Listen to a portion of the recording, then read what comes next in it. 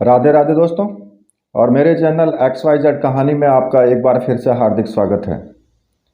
देखिए, मैं आज आपको एक सच्ची घटना सुनाने जा रहा हूँ और वो घटना कुछ लगभग 20-25 वर्ष पहले की होगी। और देखिए, ये घटना आपको सोचने पर मजबूर कर देगी, सावधान करेगी आपको, शायद थोड़ा आपको डरा भी देगी। और इस घटना को अपनी आँखों से मैंने देखा, लेकिन जब शायद मैं बहुत छोटा होने की वजह से इसे समझ भी नहीं पाया था। एक बात तो तब भी अनुभव में आ गई थी कि भाई डर होता है और हमारे जो दृश्य हैं वो जगत से परे हैं, कुछ ऐसी चीज़ें हैं, एक नई दुनिया है कोई। लगभग ये 25 से 30 वर्ष के पूर्व की बात है। शहरों में तो अच्छी बसावट हो गई थी, लेकिन आसपास के जो गांव थे, जैसे विशेषकर नदियां वगैरह होती हैं, जंगलों के आसपास के क्षेत्र तब भी सुनसान और रहस्यों से भरे हुए ही थे। ऐसे ही एक जंगलात क्षेत्र में पहाड़ी काटकर सुरंग बनाई जा रही थी, जिसके मुख्य जो अभियंता होते हैं वो अभय प्रताप सिंह थे। अब युवा इंजीनियर थे, वो विदेश से पढ़ाई पूरी करके आए हुए थे, एक रजवाड़े से ताल्लुक़ रखने वाले थे। और अभय अपने नाम के अनुरूप ही वो निडर भी थे, साहसी भी थे, और या कहें कि दुस्साहसी प्रकृति के थे वो।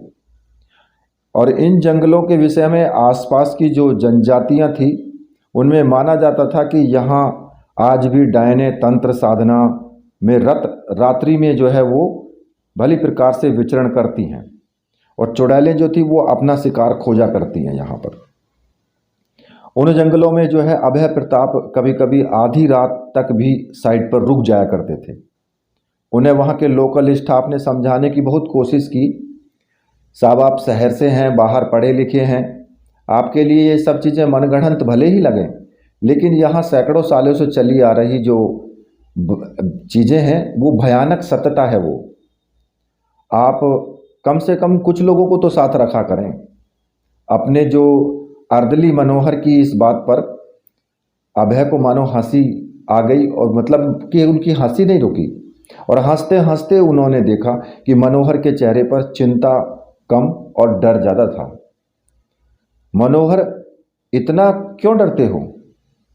50 साल के तो तुम हो ही गए हो, कभी खुद भी कुछ अनुभव किया है या नहीं? या बस कही सुनी बातें कहानियों से आप डरे जा रहे हैं? साहब, मैंने आप अपने बड़े साहब को आप ऐसा कीजिए साहब कि आप अपने बड़े साहब जो हैं उनको फ़ोन करके आप पूछ लेना। हम तो शाम के वक्त उस घटना को भी याद नहीं करेंगे जो आपसे ठीक पहले वाले इंजीनियर साहब के साथ हुई थी। मनोहर यह कह करके बिना अनुमति लिए ही वो मानो एक तरीके से भागता हुआ सा अभय प्रताप के जो कमरे से वो बाहर निकल गया।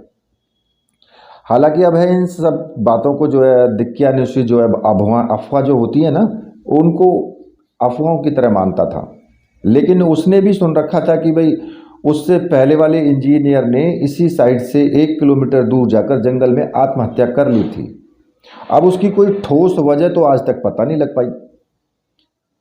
यही सोचते सोचते अभय ने अपने सीनियर जो मुखर्जी बाबू को फ़ोन मिला दिया। अब कुछ प्रारंभिक जो उनकी औपचारिकता थी उसके बारे में उनकी बातचीतें हुई, और फिर कुछ कार्य संबंधी बातचीत भी हुई। तो अभय प्रताप ने मुखर्जी साहब से पूछ ही लिया कि सर, पिछले इंजीनियर जो राजीव बाबू के साथ ऐसा क्या हुआ था कि उन्होंने आत्महत्या कर ली?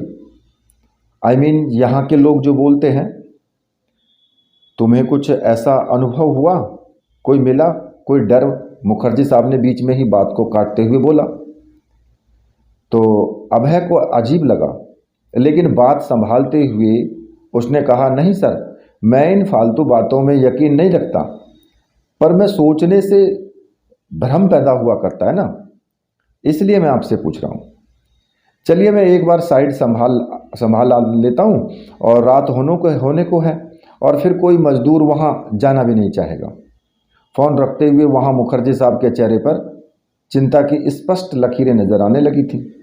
अभय प्रताप ने साइड पर जाने के लिए अपनी मोटरसाइकिल उठाई और एक बार मनोहर को आवाज़ दी कि मनोहर कहाँ हो, जल्दी आओ, जो शायद पहले ही अपने गांव की तरफ निकल चुका था।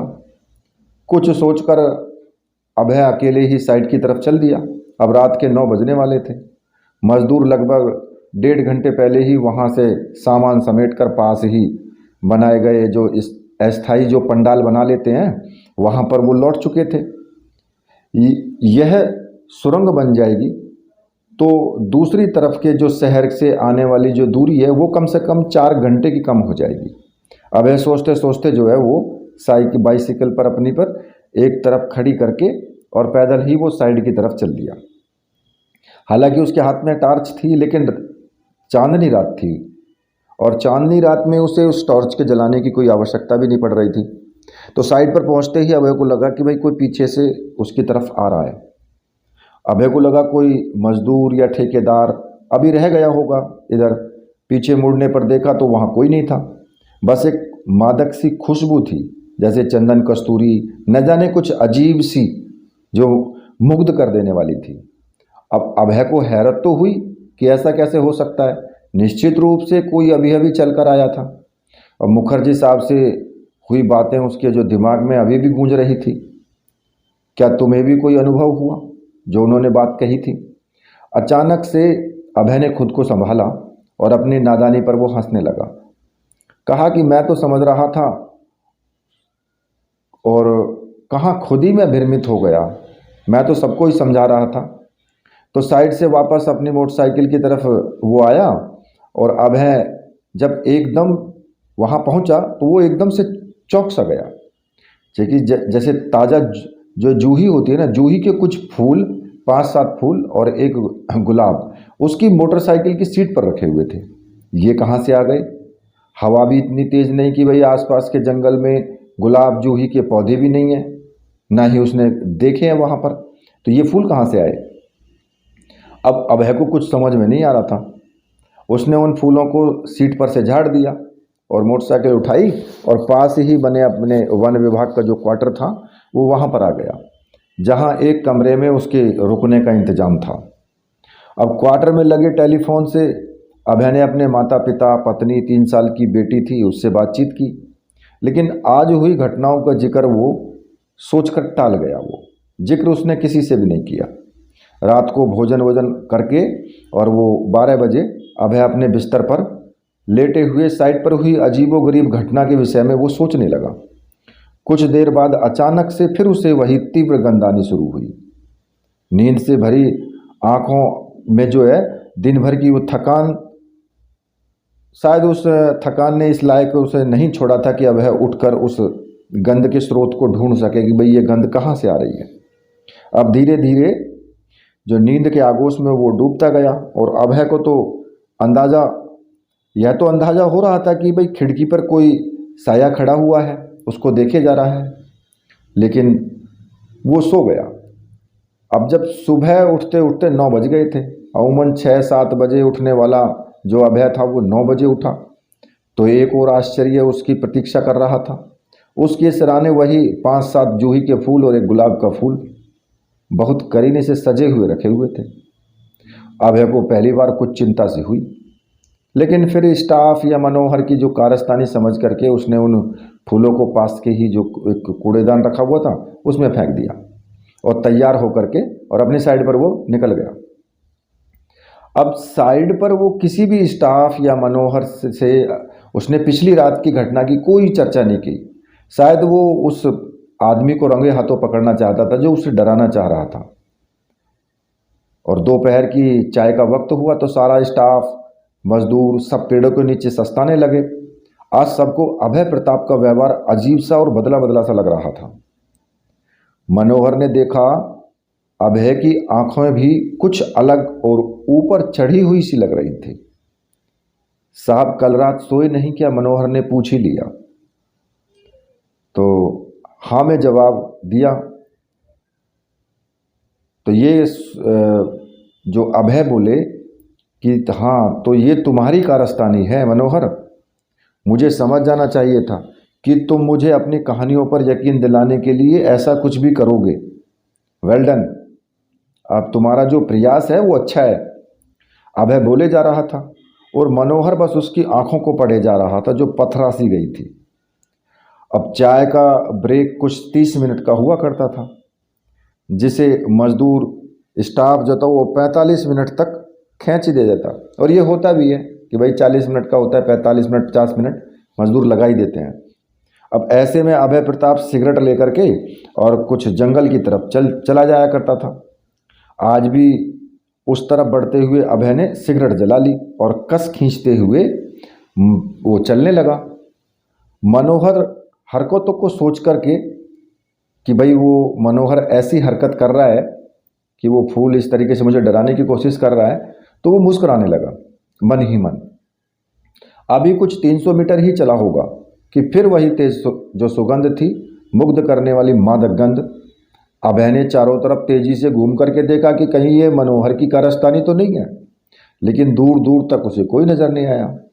उसने महसूस किया कि यह गंध एक खास दिशा से आ रही है। अभय ने उसी तरफ जाकर सत्य जानने का फैसला किया।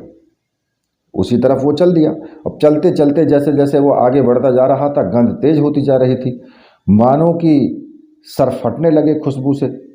कुछ दूर चलने पर जब कुछ भी नजर नहीं आया तो अभय प्रताप ने वापस लौटने का फैसला किया।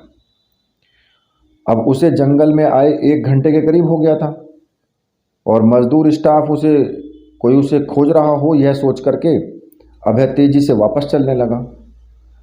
तो अरे इंजीनियर साहब, अरे ओ साहब, एक पीछे से आवाज ने अभय के कदमों को मानो एक स्थान पे जकड़ सा दिया। अभय ने पीछे मुड़कर देखा तो कोई 25-26 साल की युवती खड़ी थी, आश्चर्यजनक कर देने वाला सौंदर्य। अभय मानो एकदम से वो अवाक सा खड़ा रह गया और उसे वो दिखता का दिखता ही रह गया। वो युवती जो थी वो मुस्कुराई और पास में आई। क्यों बाबूजी, आज साइड से इतनी दूर कैसे निकल आए? तुम कौन हो और मेरे बारे में कैसे जानती हो कि मैं इंजीनियर हूँ? साहब, मैं तो गांव के पास में रहती हूँ। वहाँ मेरे वैद्य पिताजी हैं, उनकी दवाइयों के लिए जड़ी बूटियाँ वगैरह तोड़ने कभी कभी जंगल में आ जाती हूँ। आप लोगों को काम करते हुए देखा है तो बहुत बार तो पता लग ही जाता है नहीं कि कौन साहब हैं, कौन मजदूर है। अब लड़की बोले जा रही थी। अभय बस उसे मानो निहारे जा रहा था। इतना सौंदर्य, वो भी इस जंगलों में, छोटे से गांवों में। अभय सोच में पड़ गया। उसका ध्यान एक लड़की की तेज हंसी से टूटा। अरे कहाँ खो गए साहब? कुछ नहीं, अभय ने झेंपते हुए कहा। तुम मनोहर के गांव से हो? अरे साहब, उस नासपीटे का तो नाम भी मत लेना कि हम मिले थे या नहीं मिले थे। मेरे बाबा से शिकायत कर देगा वो। लड़की ने इतनी मासूमियत से घबराते हुए कहा कि अभय की हंसी छूट गई। चलो कोई नहीं, नहीं कहेंगे किसी से। अच्छा, हमें भी जड़ी बूटी का कुछ ज्ञान दो, अभय ने कहा। साहब अभी तो जाइए, कल दोपहर बाद आना आप, मैं समझा दूंगी यहाँ जंगलों में क्या क्या कहाँ कहाँ पाया जाता है। लड़की बोली और घूम करके वो तेजी से वापस जंगल में जाने लगी। अभय को यूँ लगा जैसे उसका सब कुछ छिन गया हो। एक अजीब सी तड़प उसे परेशान करने लगी। बूझे मन से अभय वापस साइड से लौटा, लेकिन अब वो खुशबू के साथ उसके साथ हर वक्त थी और अब उसे इसका कोई भी ध्यान नहीं रहता था। ध्यान वो देना ही नहीं चाहता था। वो बस उस युवती को याद किए जा रहा था, उसकी बातें, उसकी मासूमियत, उसका सौंदर्य। अभय साइड पर रुका भी नहीं, बिना बोले चुपचाप अपने कमरे में जाकर बिस्तर पर मानो गिर सा गया। उस रात न उसने कुछ खाया पिया, न फ़ोन किया। उसे बस अगले दिन के दोपहर की प्रतीक्षा थी, जब वो उस अप्रतिम जो सुंदर सौंदर्य था उस युवती से वो मिलेगा। जब अब मनोहर ने शायद यह सब महसूस कर लिया जब मनोहर ने देखा कि वो भी ऐसे ही पुराने इंजीनियर की मौत के बाद सजग हो गया था। वो खुद की रक्षा के लिए उसने काली मंदिर के बाबा से रक्षा सूत्र बनवाकर गले में पहन ही रखा था। उसने अभय की हरकतों पर गौर किया। जंगल में जाना, 1.5-2 घंटे बाद लौटना और फिर सीधे कमरे पर चले जाना। अगले दिन अभय कमरे से ही ऐसे वक्त पर निकला जब दोपहर होने वाली ही थी।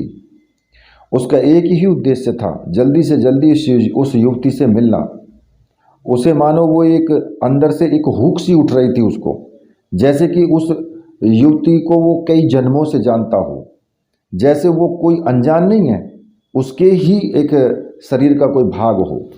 अब साइड पर मोटरसाइकिल खड़ी कर बिना किसी से बातचीत किए अभय मानो जो है वो भागता हुआ सा और जंगल में घुस गया। लेकिन आज मनोहर भी तैयार था, वो भी अभय के पीछे पीछे दौड़ा। कुछ 300 मीटर चलने के बाद मनोहर का पैर एक मजबूत सी जड़ में उलझ गया और वो नीचे गिरते हुए उसका सिर जो था वो एक पत्थर से टकरा गया। अब मनोहर को जो होश था वो धीरे धीरे गुम हो रहे थे और अभय जो था वो अपने बताए हुए मार्ग पर धीरे धीरे आगे पहुंच गया था। लेकिन आज वो युवती पहले से वहां मौजूद थी, कल से भी ज़्यादा सजी हुई और मादक गंध, चेहरे पर मुस्कान और आंखों में मोह लेने वाली चमक थी उसके। तो अभय ने दौड़कर उसके दोनों हाथों को थाम लिया। तुम्हारा नाम क्या है? मुझे ऐसा क्यों लगने लगा है कि मैं तुम्हें बरसों से जानता हूं और मानो नींद से ही जागा हूं। अब तक यूं ही जिए जा रहा था मैं, अब जीने का मकसद मुझे मिल गया है। युवती खिलखिला करके वो हंस पड़ी। इंजीनियर बाबू, मेरा नाम कोमल है और मैं आपको ऐसा वैसा क्यों लग रहा है आपको? यह मैं कैसे बताऊं? वैद्य की बेटी हूं, ज्योतिषी की नहीं। चलो आपको जंगल की जड़ी बूटी दिखाऊं।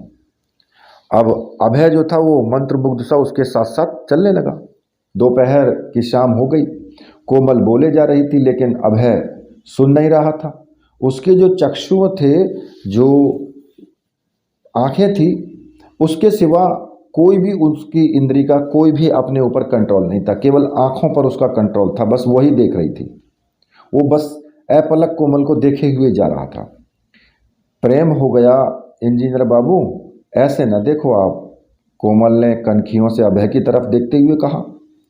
कोमल, प्रेम उसी क्षण हो गया था मुझे जब कल मैंने तुम्हें पहली बार देखा था, और तुम्हें मेरा प्रेम स्वीकार करना ही होगा, अन्यथा मैं यहीं प्राण त्याग दूंगा। अभय मानो रुआंसा सा हो गया। अभय बाबू, कितने आत्महत्या करेंगे मेरे प्यार में? मैं आप तो कम से कम रहने ही दीजिए। कोमल के चेहरे पर अब मासूमियत नहीं, रहस्यमयी मुस्कान खेल रही थी।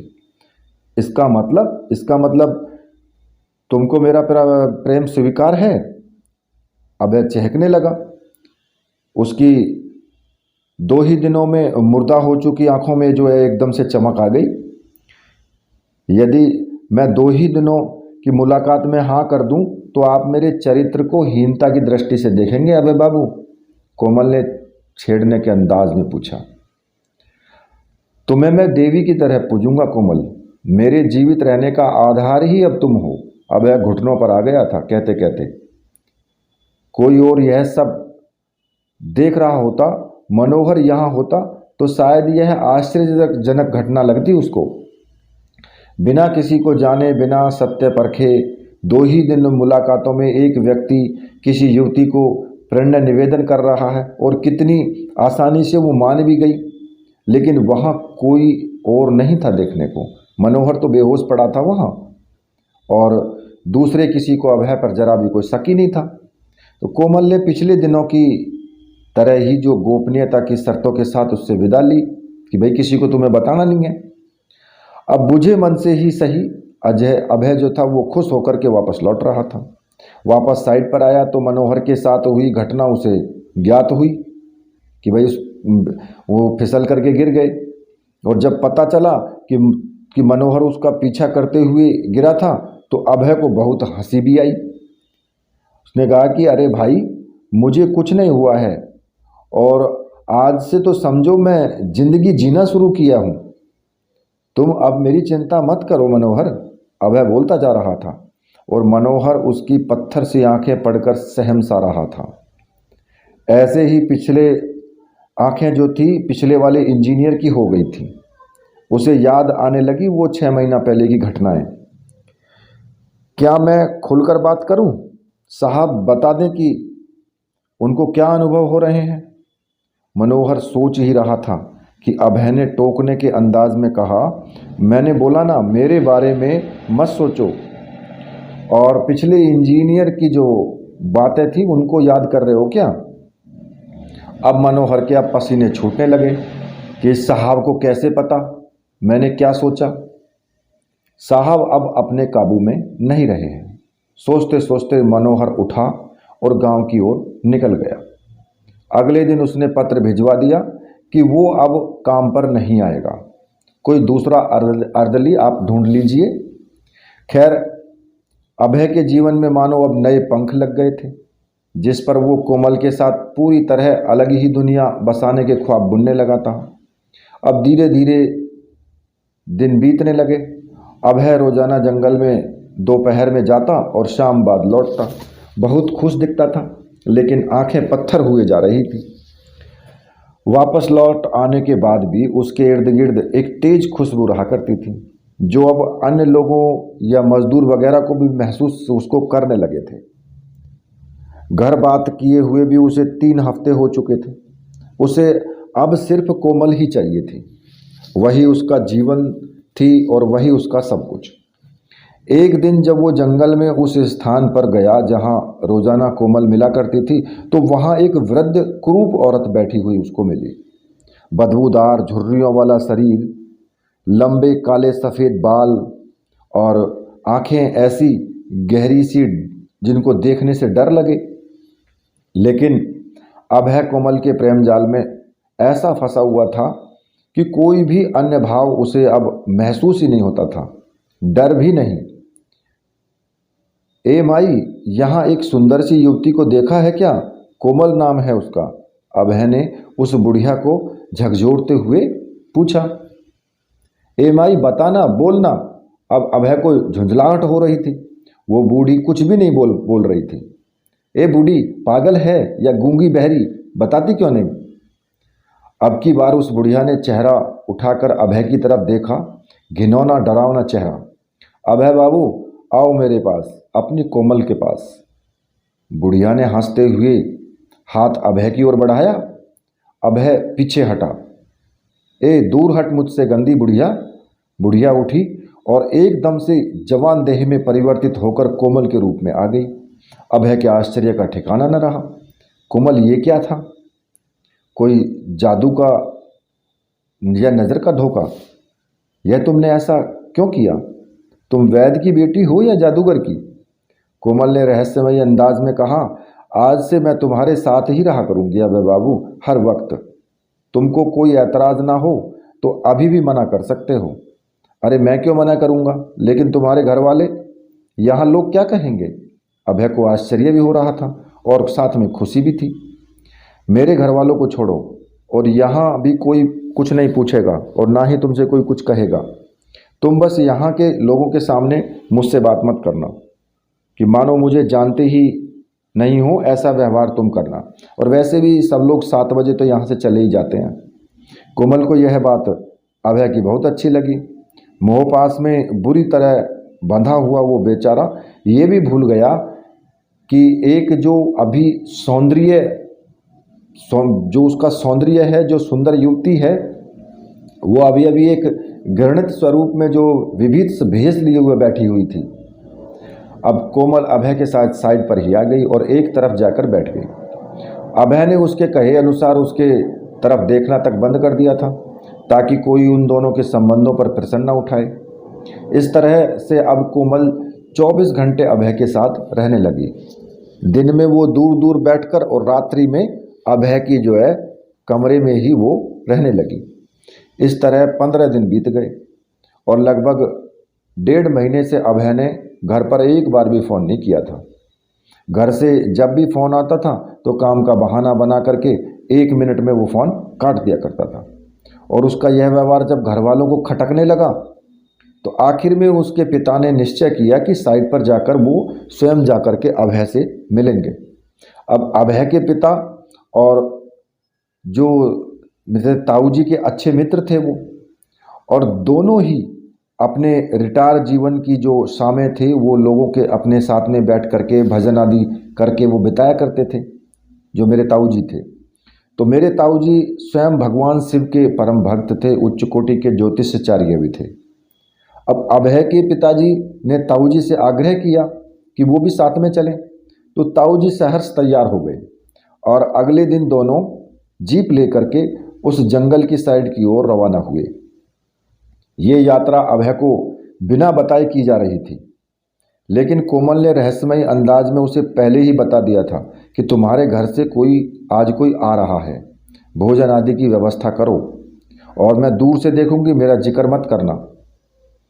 दोपहर बाद लगभग 4 बजे अभय के पिता हनुमंत सिंह और ताऊ जी अभय के क्वार्टर में पहुंचे।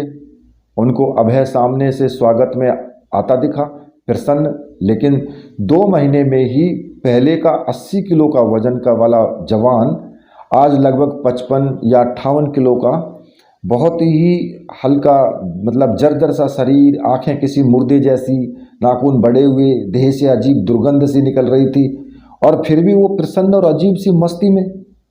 हनुमंत सिंह जी को जहाँ यह देख करके एक झटका सा लगा, तो वहीं ताऊ जी की तौरियाँ जो थी वो चढ़ गई। उनके नथनों में सड़े मांस और खून की बदबू आने लगी थी। ये क्या हाल बना रखा है अभय, पागल हो गए हो क्या यहाँ आकर? पिता के इस जवाब पर अभय एक तरफ देखकर अजीब सी हंसी हंसने लगा। हाँ पिताजी, प्रेम में पागल, इस स्थान से प्रेम सा हो गया है। ताऊ जी ने चारों तरफ नज़र घुमा रहे थे ताऊ जी, क्योंकि वो तो एक ज्योतिषाचार्य थे और कुछ तंत्र मंत्र भी उन्होंने सिद्ध किए थे, लेकिन उनको वहाँ कोई दिख नहीं रहा था। किनारे खड़ी कोमल भी नहीं दिख रही थी। वैसे भी कोमल किसी को नहीं दिखा करती थी, वो अभय के सिवा ही केवल अभय को ही दिखा करती थी। और ताऊ जी ने हनुमंत सिंह जी का कंधा दबाते हुए धीरे से कहा, अंदर चलो हुक्म, यहाँ हम सही समय पर आए हैं और इस बेचारे को अभी कुछ मत कहो, यह आपे में नहीं है। ताऊ जी के इशारे पर तब चुप हो गए थे हनुमंत सिंह जी, लेकिन उनकी आंखों में आंसू झलक आए थे अपने बेटे की हालत पर। उस रात ताऊ जी ने भगवान शिव के अघोरास्त्र पाठ का पूजन हवन से प्राप्त जो भस्म थी वो अभय के कमरे और उसके वस्त्रों पर छिड़क दी थी। यह एक तरह की परीक्षा थी जिसका उन्हें शक था, उसकी पुष्टि करने की परीक्षा थी। और रात हुई जैसे ही भोजन आदि से सब जो निवृत्त हो गए और हनुमंत सिंह जी और ताऊ जी को उनके कमरे में छोड़कर अभय अपने कमरे में पहुंचा और वो 2 ही मिनट में फूट फूट कर रोने लगा, चिल्लाने लगा। हनुमंत सिंह जी चिंतित होकर के उठे तो ताऊ जी ने उन्हें हिम्मत बंधाते हुए कहा कि रुको हुक्म, अभी तो खेल शुरू हुआ है, चलो चलकर देखें क्या खाए जा रहा था अपने बच्चे को। अभय के कमरे में पहुंचकर वहां का दृश्य देखते ही हनुमंत सिंह जी के पैरों की जमीन नीचे खिसक गई। अभय ने दीवार पर अपना सर मार करके सर फोड़ लिया था और अपने कपड़े फाड़ करके वो लगभग नंगा हो रहा था, वहां नंगा ही खड़ा हुआ था। हनुमंत सिंह जी भागकर उसके पास पहुंचे और उसे संभाला। बेटा क्यों रो रहे हो, ऐसे क्यों रो रहे हो, सिर क्यों फोड़ लिया? हनुमंत सिंह जी खुद रोने लगे बेटे की हालत देखकर। पापा वो देखो कोमल अंदर नहीं आ पा रही है, पागलों की तरह खिड़की की ओर देखते हुए अभय ने कहा। अब ताऊ जी के चौंकने की बारी थी। खिड़की पर नजर पड़ते ही वो भौचक्के के रह गए। वहां क्रोध में आंखें लाल किए हुए, बाल बिखरे हुए वही विभीत स्वरूप वाली बूढ़ी औरत खड़ी थी। शायद कोमल अपने वास्तविक रूप में ताऊ जी से भागकर खिड़की बंद की थी और तुरंत अभिमंत्रित जो जल था वो अभय के ऊपर छिड़का उन्होंने, जिससे वो धड़ाम की आवाज़ के साथ अभय नीचे गिर पड़ा। अब हनुमंत सिंह जी को कुछ भी समझ में नहीं आ रहा था। उसके सामने उसका बेहोश बेटा पड़ा था, उसके सर से खून बहे जा रहा था। और देखिए होता भी है, अब किसी का बेटा हो इतनी मुसीबत में हो तो वो पिता कैसे सहन कर सकता है। अब पंडित जी ये क्या हो रहा है मेरे अभय को? हनुमंत सिंह जी ने आंसू पोंछते हुए ताऊ जी से पूछा। ताऊ जी ने कहा, देखो हुक्म, यह जो भी है मेरे वश के बाहर की समस्या है। मैंने रोक भले ही दिया हो, लेकिन अभय को इससे हमेशा के लिए छुड़वाना मेरे वश का नहीं है। कोई भीषण शक्ति ने अभय को चपेट में ले लिया है और शायद इसे बहुत जल्दी वो ख़त्म भी कर देगी। यह सुनते ही हनुमान सिंह जी फूट फूट कर रोने लगे। बचा लीजिए पंडित जी, आप रोक सकते हैं तो बचा भी सकते हैं। नहीं हुक्म, यह मेरी सीमा है। इतना ही कर सकता था, लेकिन मैं यह जानता हूं कि इसे कौन बचा सकता है। ताऊ जी ने जिस विश्वास से कहा था, उससे हनुमान सिंह जी को मानो जैसे प्राण वापस लौट आए थे। एक काम करो हुक्म, अभय के हाथ पैर बांधो। होश में आते ही यह फिर जो है उसी तरीके से अपने शरीर को नुकसान पहुंचाएगा। हमें इसे जल्द से जल्द जयपुर ले चलना है। मेरे छोटे भाई के गुरुदेव ही मेरी नज़र में इतने सक्षम हैं जो इस बला से अभय का पीछा छुड़वा दें। ताऊ जी के ये कहते ही हनुमान सिंह जी ने अभय को बांधना शुरू कर दिया। ताऊ जी फिर से आसन लगाकर पूजा में बैठ गए ताकि रास्ते में कोई व्यवधान या बला, कोई किसी प्रकार की परेशानी ना हो और अभय को सुरक्षित अपने छोटे भाई के जो गुरु थे उनके यहाँ पर वो पहुँच सकें। लगभग सुबह जो था लगभग 4 बजे अभय की जो बेहोशी की हालत में उन्होंने जीप में उसको डाला और वो वहाँ से रवाना हो गए जयपुर के लिए। और ताऊ जी के छोटे भाई के घर यानी हमारे घर पिताजी को जो है रात को फ़ोन किया गया था कि समस्या बहुत भारी है, गुरुजी को घर बुलवा लें। मैं कोई 5-6 साल का ही था उस वक्त और जो हुआ वो ऐसे था कि सुबह उठकर तैयार होकर हम स्कूल पहुँचे, वापस आए तो गुरुजी घर पर बैठे हुए थे। कुछ भी न समझते हुए भी गुरुजी के पास बैठना मुझे बहुत अच्छा लगता था। लेकिन आज माहौल कुछ अजीब सा था, कुछ अनजान लोग भी थे वहाँ और ताऊ जी भी थे, सब गंभीर थे और गुरुजी मंद मंद मुस्कुरा रहे थे। मुझे सीधे आदेश मिला कि कमरे में जाऊं और मम्मी के पास जाकर बैठ जाऊं और वहाँ दरवाज़ा बंद कर लूं। मैंने जाते जाते मैंने देखा कि एक पागल सा आदमी बंधा हुआ था। यह वही अभय प्रताप सिंह था। कोमल अभी भी उसके साथ खड़ी थी और सिर्फ 2 ही लोग उसे देख पा रहे थे, अभय और गुरुजी। गुरुजी उसे देखकर वो मंद मंद मुस्कुरा रहे थे और कोमल वहाँ खड़ी हुई अट्ठास कर रही थी। साथ ही अभय भी उसकी हरकतों से डरे। हनुमान सिंह जी ने गुरुजी के पैर पकड़ लिए और फूट फूट करके रोने लगा। बाबा जी, ये क्या हो गया मेरे बेटे को? बाबा जी मुस्कुराते हुए बोले, जवानी में गलती कर दिया करते हैं युवा, आपके बेटे ने कुछ ज़्यादा ही बड़ी गलती कर दी। गुरुजी, कोई लड़की का चक्कर है क्या? हनुमान सिंह जी ने पूछा। हाँ, औरत ही है, उधर कोने में खड़ी हंस रही है। गुरुजी खाली पड़े कोने को देखते हुए बोले, औरत कहाँ? बाबूजी, हमको कोई नहीं दिख रहा है वहाँ पर, कोई भूतनी है क्या? जबकि अब की बार ताऊ जी ने सवाल दाग दिया। नहीं भाई, भूत वगैरह होता तो ऐसे ही भगा देते, ये तो चला चुड़ैल है और वो भी सिद्ध चुड़ैल। ताऊ जी गुरुजी की तरफ आश्चर्य से देखते हुए बोले, लेकिन वो अभय हंस क्यों रहा था? हनुमान सिंह जी चिंतित होते हुए पूछे कि हंस इसलिए रहा है क्योंकि इसे और इसकी चुड़ैल को यही यकीन है कि हम इनका कुछ नहीं कर सकते। गुरुजी बोले और पिताजी को कहकर के सरसों का तेल मंगवा लिया गुरुजी ने। इसे कस कर बांधे रखना, अभी हंस रहा है फिर रोएगा। गुरुजी बोलकर उठे और तेल लेकर छत पर चले गए। तेल पर अघोर मंत्रों से शक्ति का आवाहन कर गुरुजी मंत्रों को जगाने लगे। यह क्रिया कुछ 2 घंटे तक चली होगी। इसमें आधा घंटे के बाद ही अभय फूट फूट करके वो रोने लगा और तड़पने लगा। सबके नाम ले लेकर के गिड़गिड़ा रहा था कि छोड़ दो मुझे, मर जाऊंगा। लेकिन गुरुजी के स्पष्ट आदेश थे कि उसे खोलना नहीं है। 2 घंटे बाद गुरुजी तेल लेकर उतरे और अभय को कस कर पकड़ने को बोले। 6 लोगों ने उसे कस करके पकड़ लिया।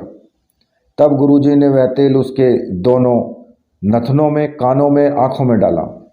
अचानक से पूरे घर में अजीब सी मांस जलने की गंध उठने लगी, धुआं होने लगा और जोर जोर से चीखता हुआ अभय एकदम से बेहोश हो गया।